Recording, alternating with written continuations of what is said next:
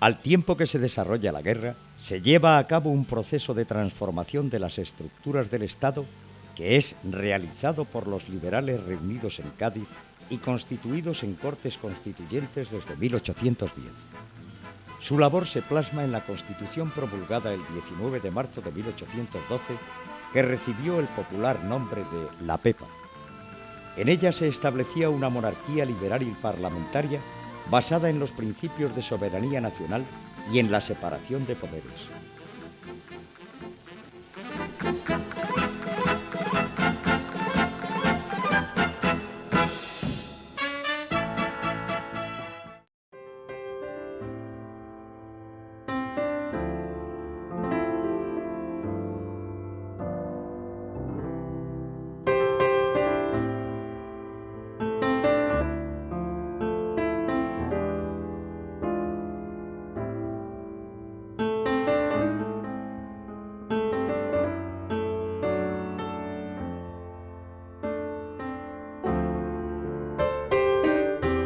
La unión de María Cristina con los liberales dio como resultado el Estatuto Real, promulgado el 10 de abril de 1834. No era jurídicamente una constitución, sino una carta otorgada. Al no ser el resultado de la voluntad expresa de la nación, sino de voluntad de la soberana, el Estatuto fue contestado por la mayoría de las fuerzas liberales. El rechazo al Estatuto provocó continuos altercados de orden público y político, tanto en el gobierno de Martínez de la Rosa como en el del Conde de Toreno. En el verano de 1835 toda España se hallaba cubierta de juntas, surgidas unas pacíficamente y otras de forma violenta, que pedían un cambio político radical. La reina gobernadora, muy a pesar suyo, se vio obligada a entregar el poder a los radicales, nombrando presidente del Consejo de Ministros a Juan Álvarez de Mendizábal. El programa de Mendizábal se centró en finalizar la guerra civil y en liberalizar el régimen político.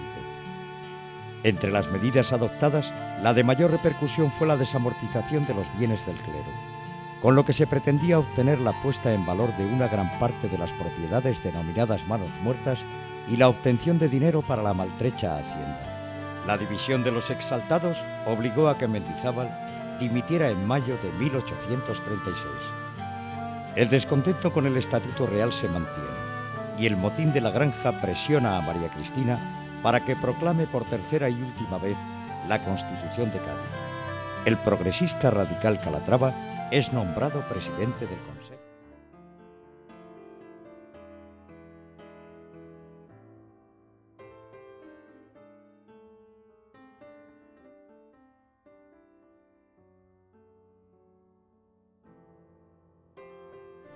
El ministerio Calatrava llevó a cabo una política de consolidación de las reformas liberales y elaboró un nuevo texto constitucional aprobado en 1837. Texto que intentó ser un puente entre las ideas progresistas y las moderadas.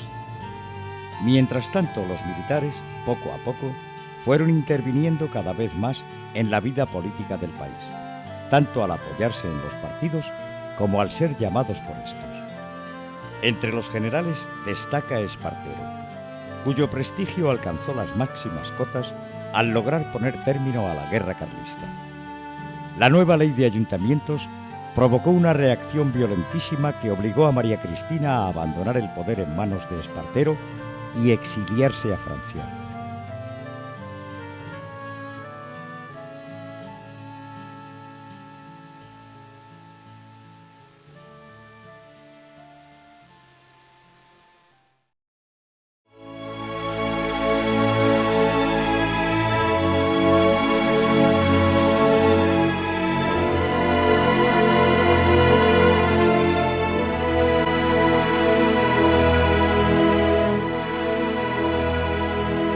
El reinado de Isabel II. Moderados y progresistas consiguen llegar al acuerdo de mutuo respeto de la Constitución de 1837 y a la declaración de la mayoría de edad de Isabel II, aunque solo contaba 13 años.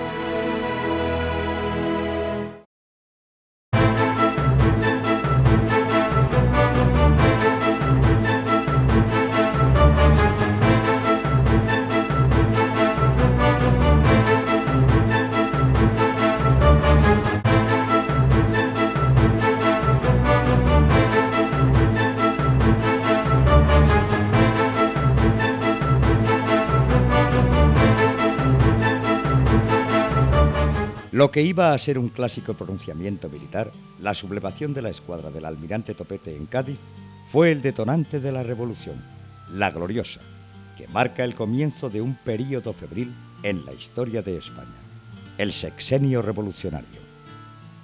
El triunfo de la revolución lleva al exilio a Isabel II. El ambiente en las ciudades y los pueblos era de plena euforia pacífica. El apoyo popular a la Gloriosa fue inmenso. Las Cortes elaboran una nueva Constitución promulgada en 1869, cuyas dos aportaciones más significativas fueron el establecimiento de una monarquía que puede ser elegida o revocada por la soberanía nacional y una enfática declaración de derechos individuales.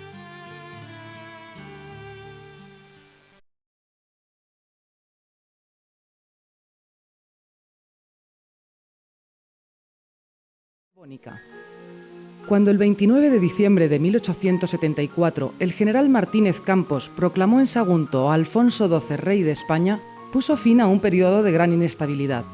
En los primeros meses de 1875, tras la vuelta del rey a Madrid, una comisión de notables preparó el proyecto de una nueva constitución.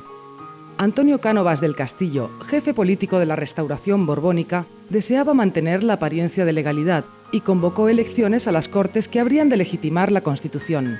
Pero entre marzo y mayo de 1876, las Cortes discutieron un texto constitucional ecléctico y flexible, lo que facilitó no solo su aprobación, sino también su permanencia en el tiempo. La letra de la Constitución reservaba al rey la potestad, compartida con las Cortes, de legislar, sancionar y promulgar las leyes, hacerlas ejecutar, la designación de ministros y el nombramiento de funcionarios, así como todas las otras funciones tradicionalmente atribuidas a la figura regia. Las Cortes quedaban estructuradas en dos cámaras y en lo referente al gobierno aparece la figura del ministro responsable ante las Cortes y no ante la corona. El único artículo que suscitó duros debates fue el relativo a la libertad religiosa. Superado este escollo, la Constitución fue aprobada y publicada en la Gaceta de Madrid del 2 de julio de 1786. Dotado el país de una ley suprema, Cánovas dedicó sus esfuerzos a diseñar el sistema político real que se ampararía en esta norma y que debía solucionar los principales problemas que habían dificultado el establecimiento del régimen liberal en España, el exclusivismo de la corona y el protagonismo de los militares en política a través del pronunciamiento, algo difícil de lograr en un país con un índice de analfabetismo muy elevado y una población escasamente movilizada. El funcionamiento real del sistema reposará sobre una base totalmente ajena a lo previsto en la ley. No será la voluntad del cuerpo electoral la que determine la composición de las Cortes, sino la del gobierno, quien a través de su red de caciques manipulará la elección. Dos partidos entrarán en el juego, el liberal conservador, del propio Cánovas, y el Partido Liberal, liderado por Sagasta. Un pacto entre la clase política garantizaba la alternancia pacífica.